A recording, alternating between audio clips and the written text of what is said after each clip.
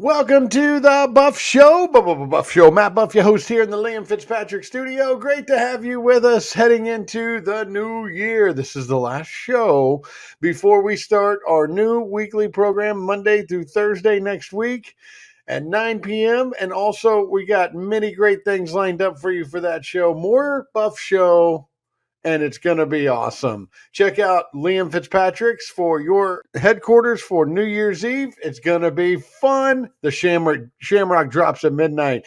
All right, we had breaking news overnight. Ghislaine Maxwell gets hit with 5 out of the 6 charges, and nobody better to talk about this than Dr. Carole Lieberman, MD, known worldwide as America's psychiatrist, and she's host of the Dr. Carol's Couch on voiceamerica.com and the Terrorist Therapist podcast. She's a forensic psychiatrist expert and witness, best-selling award-winning author of 4 books, 2 on terrorism and 2 of them on relationships. Carole, couldn't have a better time to have you on the Buff Show. Yes, it's perfect. Thank you.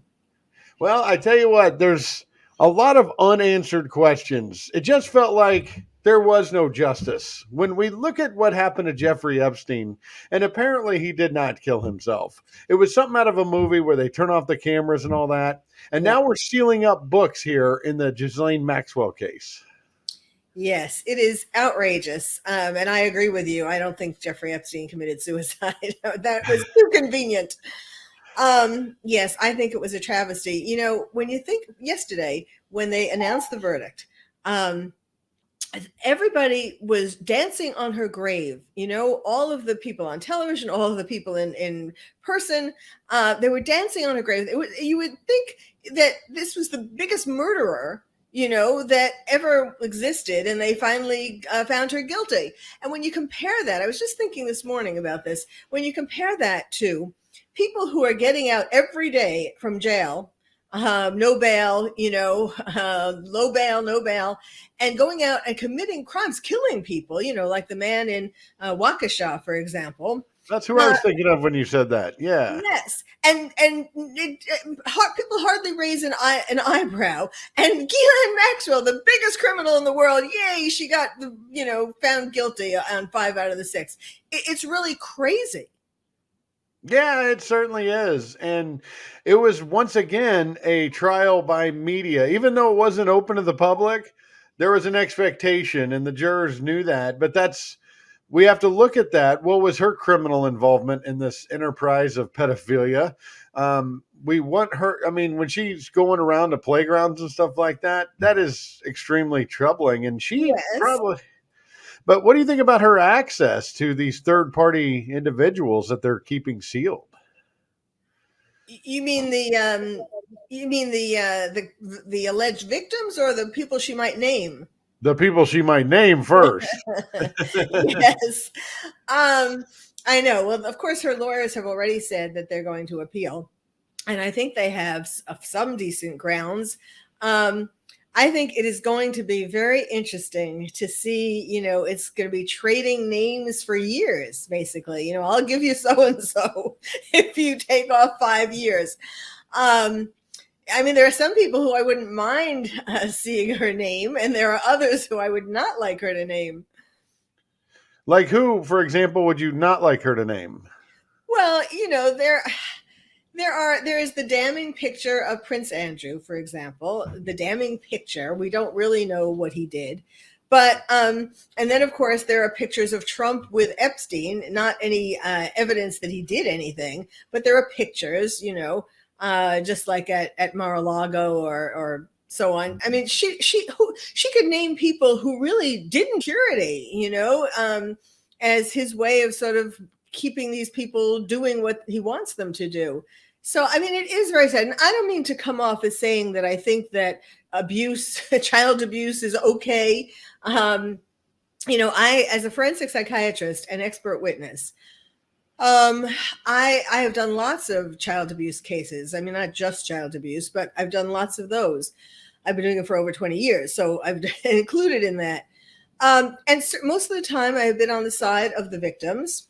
And they have really been abused. I mean, there is real evidence, and I do a psychiatric evaluation of them where I weed out the malingerers from the people who were really abused. Like, for example, the people who were abused by priests. I did a lot of those cases. And I've also done cases on behalf of the alleged perpetrators. And it is amazing how, there really are women who make this stuff up.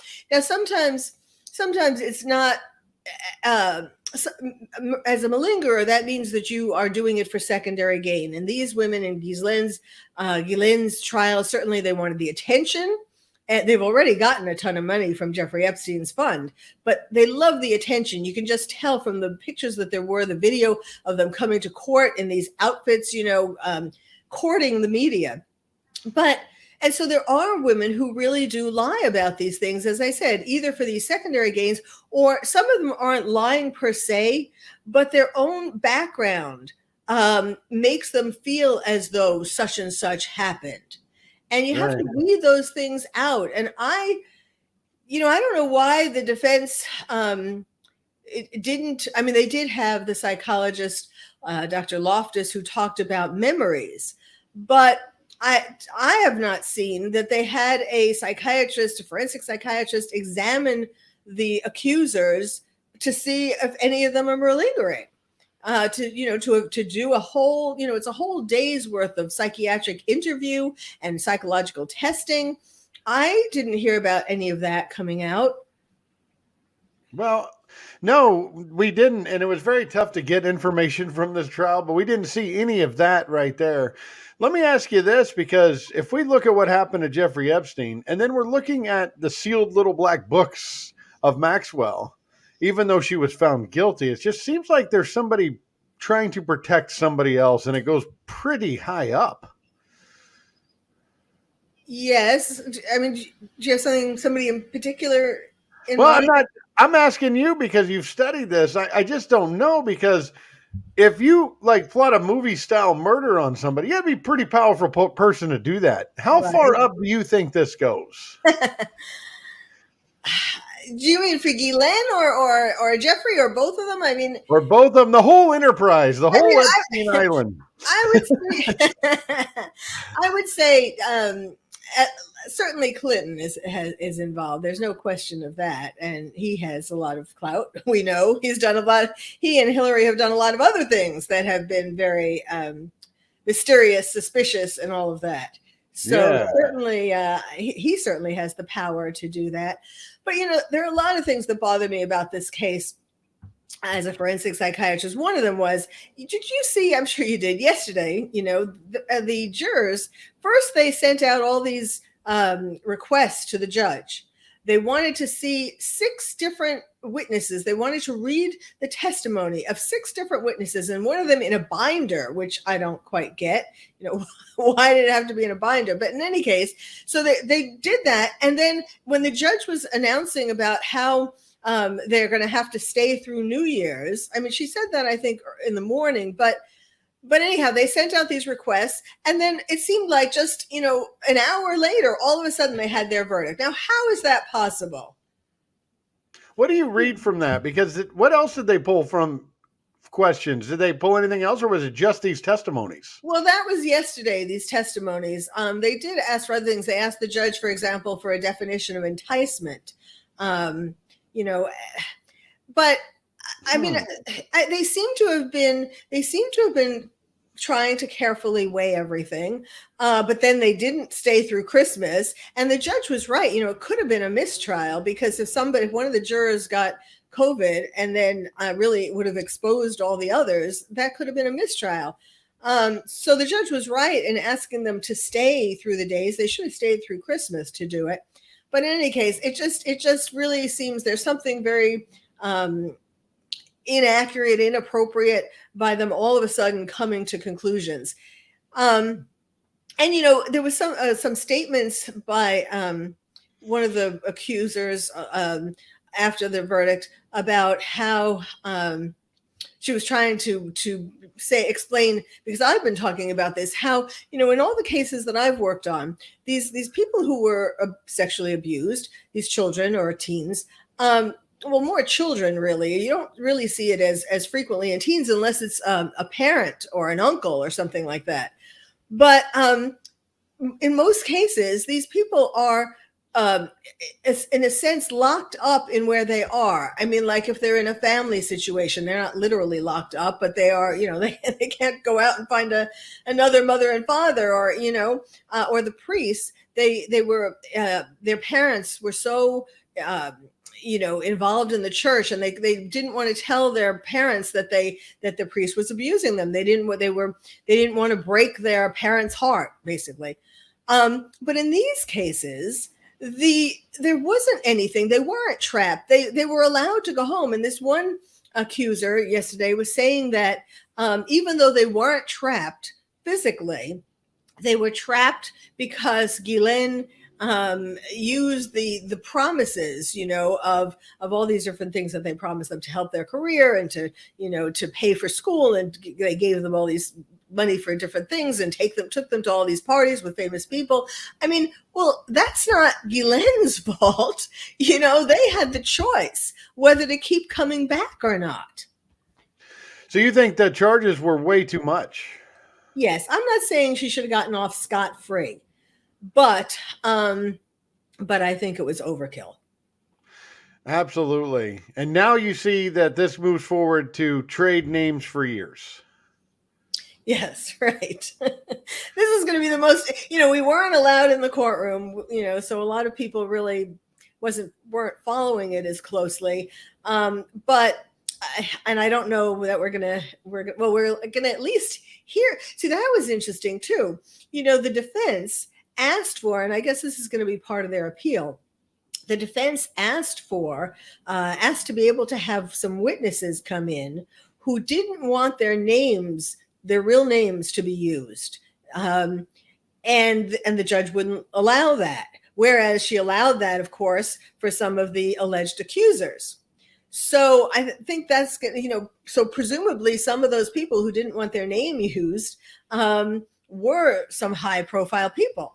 Yeah. Otherwise they wouldn't care about that. So that, and then of course, when the judge didn't allow that degree of anonymity, I don't know how much anonymity they would have had, because it would have been hard to sneak them in, but I guess it would have been possible. But then again, the jury would know who it was. So eventually people would know. But in any case, so that, the judge didn't allow that, and we didn't really see any famous people coming in to testify. So that is going to be part of their appeal, I believe.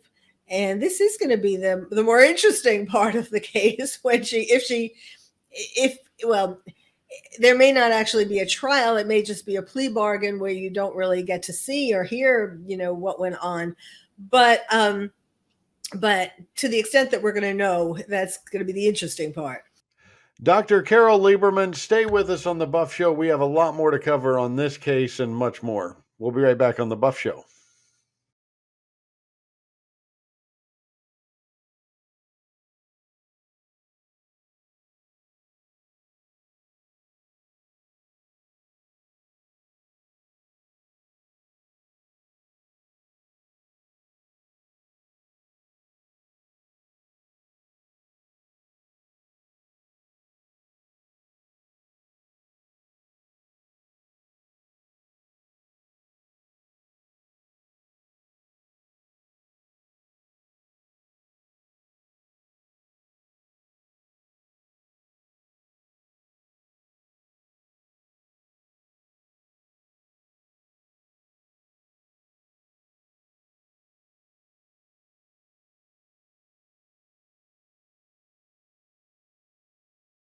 Welcome back to The Buff Show, AM 950, 94.9 FM. The Answer Orlando. We got to continue this conversation here with Carole Lieberman, America's psychiatrist and host of Dr. Carole's Couch on voiceamerica.com. Also, 4 books, award-winning books from Carole, 2 on relationships, 2 on terrorism, and you get called all the time to be a witness in trials and things like that. I want to dive a little bit more into Maxwell's past, because we were talking offline how you said people were dancing on her grave because she thought she was this rich, luxurious person.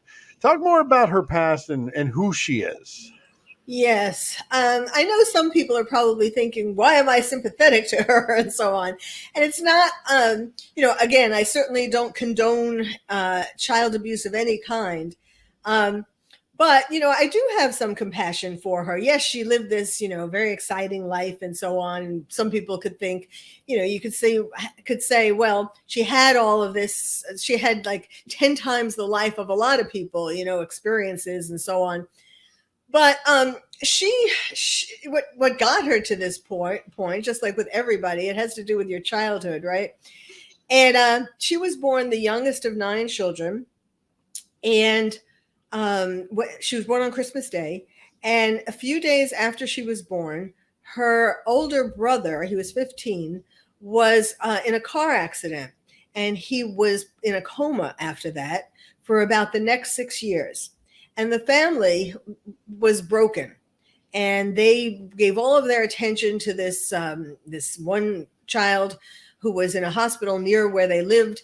And Ghislaine didn't really get, people didn't seem to know that she was there. And so one day when she was 3 or 4 years old, she went to her mother and she stamped her feet and she said, "I exist."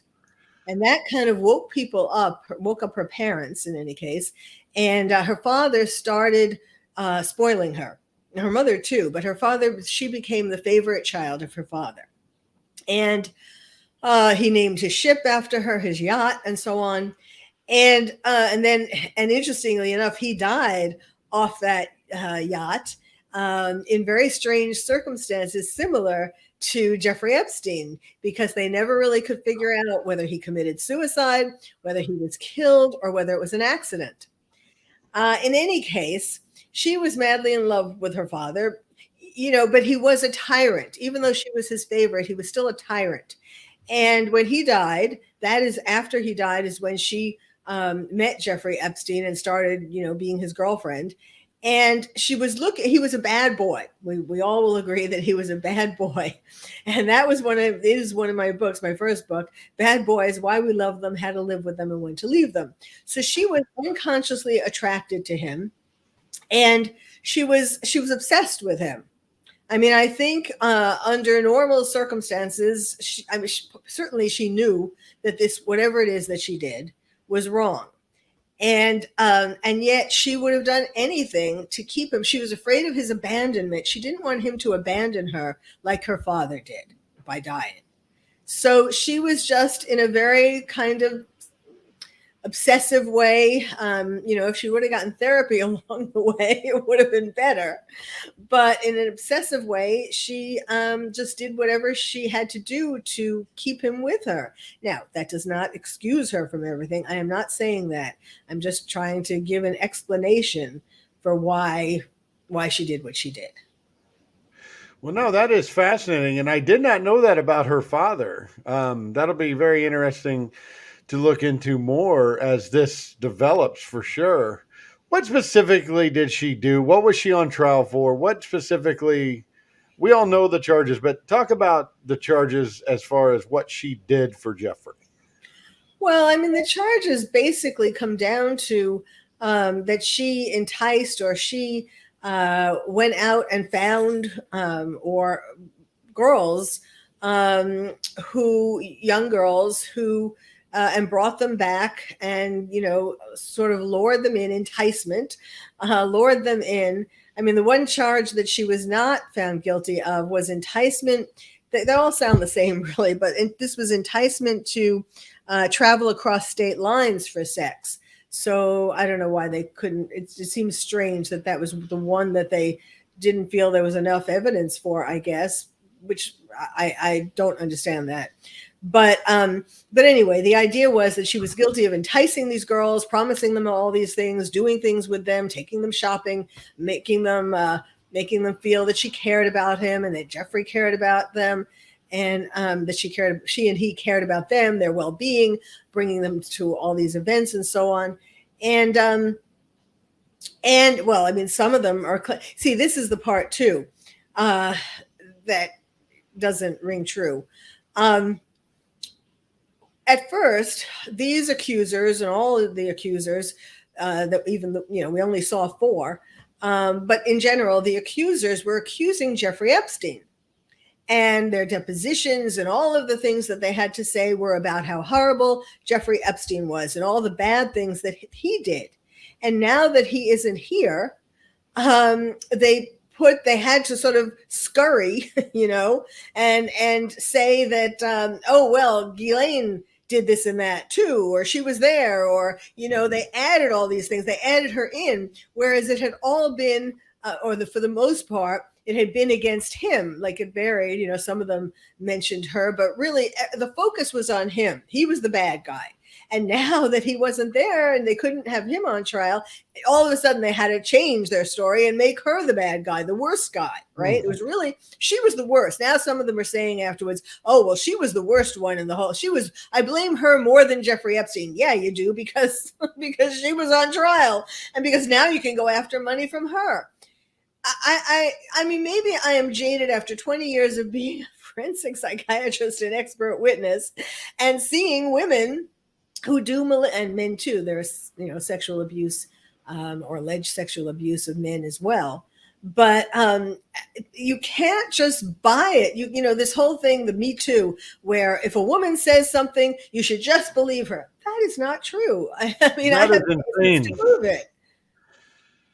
That is insane to say just believe her because somebody just makes a charge. That is no society where it can sustain. Yeah, what do we need courts for, right? Yeah, if you don't like a guy, you can just say he sexually assaulted you and lock him up just because he made you mad. I mean, we got to be careful with that stuff. I mean, when it comes to Me Too, there was a lot of credible information being put out there. Yes, but I'm not saying that all these women but it went too far.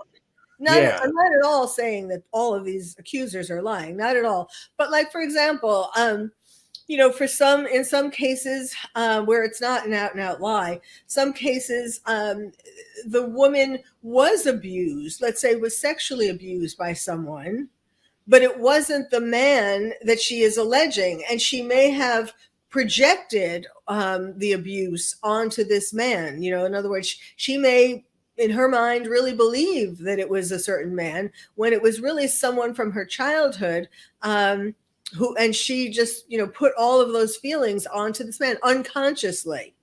So I'm not saying that all of these, anybody who, claims they were sexually abused is lying, but in some cases, there are other reasons. In some cases also, it's a woman is dating a man. Well, like at work, for example, a woman and a man start having a relationship of some sort, and the woman is expecting that he's going to leave his wife for her, and he leads her to believe that. And let's say it's her boss, and then down the line, he decides, wait a second, I'm not going to leave my wife for her. And he tells her, and all of a sudden, now she claims that sexual relationship that was consensual, now she alleges it was sexual abuse. Those are some of the cases that I've been involved in. And I hope the right decision came out of those cases. I hope that was exposed. Yes. For sometimes. Both ways. I mean, when it was the woman, the sexually abused victim, yes, she got her justice. And when it was the man, the alleged abuser, he got his justice. Yeah. No, that's good to hear. So as we said in the beginning of this interview, when it comes to Ghislaine Maxwell, they really pinned all their hatred they had for Jeffrey Epstein onto her. Yes. Okay, well, I think we covered it pretty good. We got to see what happens next, because clearly when we talked about justice, there's none here yet. It doesn't seem like there's a finality to this case at all. And trading names for years, that's going to be a big deal, depending on what she feels is appropriate to say. And that is very troubling. Yeah. Which also means, I'll just say this last thing, that her life is in danger as well. Yes, it is. I mean, we don't want to get Andrew Weissman in there from the Mueller investigation trying to coerce her into giving, you know what I'm saying? We don't want people talking to her with a political agenda, that's for sure. Well, right, absolutely. Well, Carole Lieberman, I want everybody to check out her books. Check her out on voiceamerica.com, the Dr. Carol's Couch Show, and the Terrorist Therapist podcast. So great to have you and all this wonderful insight. Appreciate it. Thank you so much. Thank you. Happy New Year. Happy New Year to you as well. We're going to see what 22 brings us. Yes. All right. You guys stay with us on The Buff Show. We'll be right back.